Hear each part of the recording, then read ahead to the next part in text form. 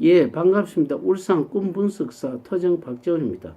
이번 시간 꿈분석 1174번째 시간으로 꿈 비교 해몽 17탄 예복꿈과 재복꿈에 대해서 설명해 드리겠습니다.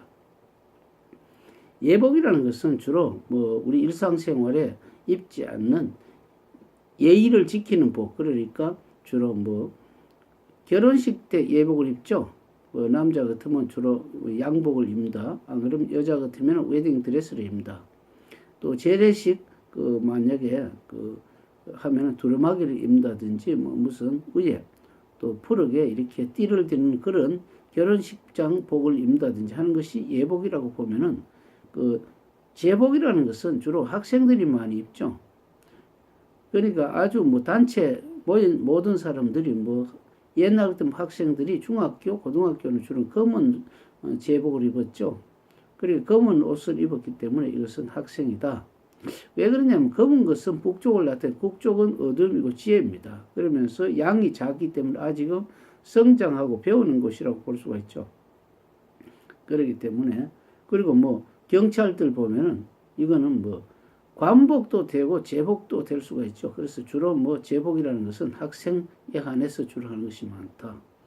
예복이라는 것은 예의를 지키는, 그러니까 한마디로 결혼식장, 봉장도 예복이 들어가고, 사극 같은 데 보면은 왕들이 자신이 등극을 했어. 그러니까 자기 부친이 왕이 서거를 하고 그 다음에 붕어를 하고 자신이 왕으로 등극을 할 때 왕이 입는 용포를 입고 이렇게 멸류관을 쓰고 하는 그것도 예복이라고 할 수가 있고, 또 물론 왕비들도 이렇게 구슬이 있는 쪽두리형으로 그 구슬 있죠. 그렇게 어떻게 관을 쓰듯이 하는 것도 예복이라고 볼 수가 있고, 그 다음에 왕자가 일반 왕자가 태자, 그러니까 동궁이라든지 세자, 동궁, 태자 다 되죠.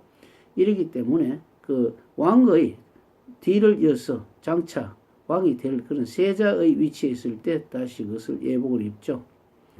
그리고 그 다음에 어떤 국경일 같은 게 있습니다. 국경일보다는 어떤 또 자신들이 어떤 위의 조상, 그러니까 왕의 조상의 제사, 제일이라든지 이렇게 했을 때는 또 약간 그거는 예복을 입고, 그러니까 주로 보면 예복은 기륭에 있어서 예복을 또 많이 있습니다. 예복이란 결혼에만 예복을 입는 것이 아니고, 그거는 물론 제례복이라고 할 수도 있지만 주로 예의를 지키기 때문에 또 이렇게 예복이라고 볼 수가 있습니다.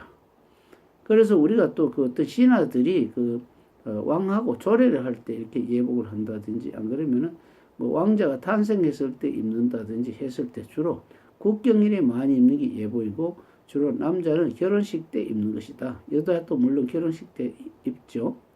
그렇기 때문에 꿈속에서 예복을 입는 꿈을 꾼다는 것은, 만약에 시험을 앞두고 어떤 사람이 예복을 입는 꿈을 꿨다는 그것은 합격이죠, 무조건. 왜 그러냐면은 합격을 한다는 것은 세자가 등극을 하는 것하고 똑같습니다. 그렇기 때문에 합격, 그러니까 보통 진급하는데 예복 같은 거 입고 하지는 않기 때문에 주로 첫 어떤 입학이라는 이런 쪽에서 예복이라고 볼 수가 있죠.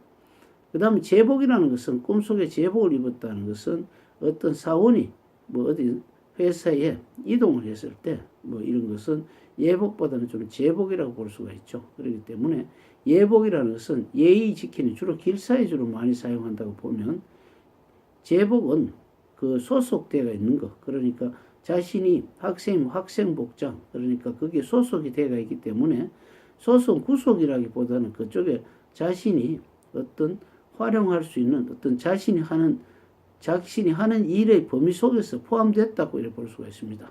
그렇기 때문에 예복이나 제복을 입는 꿈을 꾼다는 것은 자신의 신분이 뚜렷하게 구분이 되어 있고, 이것도 길몽이라고 볼 수가 있습니다.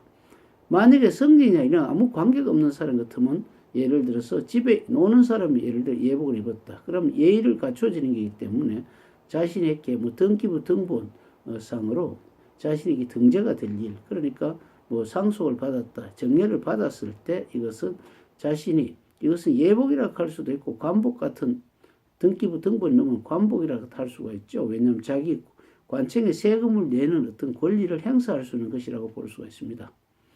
제복이라는 것은 포함되어 있는 게 제복이죠.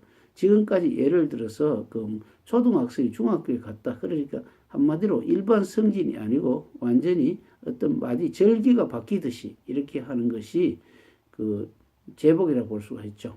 제복은 변화를 일으키는 것. 예복이라는 것은 예의를 지키기 위한 옷이라고 하기 때문에 두 개 다 길목이라고 볼 수가 있죠. 다음 시간에 관복금에 대해 설명해 드리겠습니다. 감사합니다.